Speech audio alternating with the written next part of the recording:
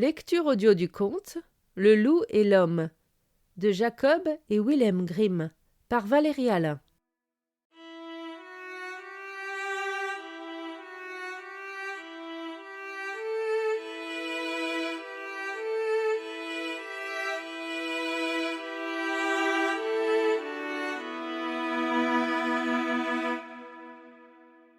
Un jour, le renard parla au loup de la force de l'homme. Nul animal ne pouvait lui résister, et il devait avoir recours à la ruse pour se défendre contre lui. « S'il m'était donné de voir un homme un jour, je l'attaquerais tout de même, » répondit le loup.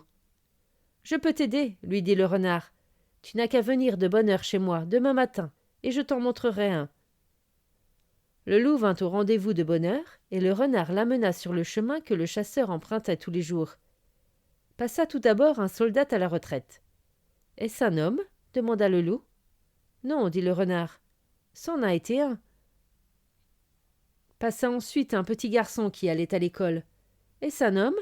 « Non, celui-là veut en devenir un. » Passa enfin le chasseur, avec son fusil à 2 coups accroché à l'épaule et son couteau de chasse à la ceinture. « Tu vois, là-bas, il y a un homme qui arrive. C'est lui que tu dois attaquer. Quant à moi, à présent, je vais prendre le chemin de ma tanière, » dit le renard au loup. Le loup marcha donc sur l'homme, et le chasseur, en le voyant, dit « C'est dommage que je n'ai pas chargé de balles. » Il mit son fusil en joue et tira en direction de sa tête avec la grenaille. Le loup fit une sacrée grimace, mais il ne se laissa pas intimider et continua d'avancer. Le chasseur lui envoya alors la 2e charge. Le loup serra les dents et approcha le chasseur de près. Celui-ci dégaina alors son couteau de chasse et lui en donna quelques coups, à droite et à gauche, si bien que le loup, tout sanguinolent, courut retrouver le renard en poussant des hurlements. « Eh bien, frère loup, comment es-tu venu à bout de l'homme » demanda le renard. « Ah, » répondit le loup, « ce n'est pas ainsi que je m'étais imaginé la force de l'homme. Il a commencé par prendre un bâton qu'il avait à l'épaule pour souffler dedans. J'ai alors reçu quelque chose au visage qui m'a terriblement chatouillé. Puis il a soufflé une seconde fois dans ce bâton, et ce fut comme si des éclairs et de la grêle s'abattaient sur mon nez.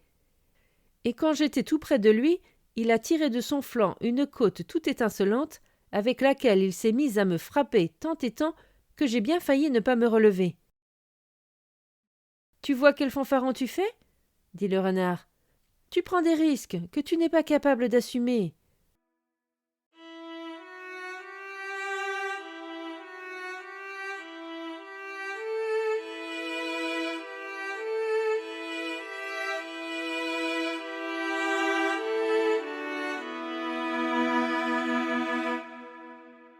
Fin de la lecture du conte Le loup et l'homme.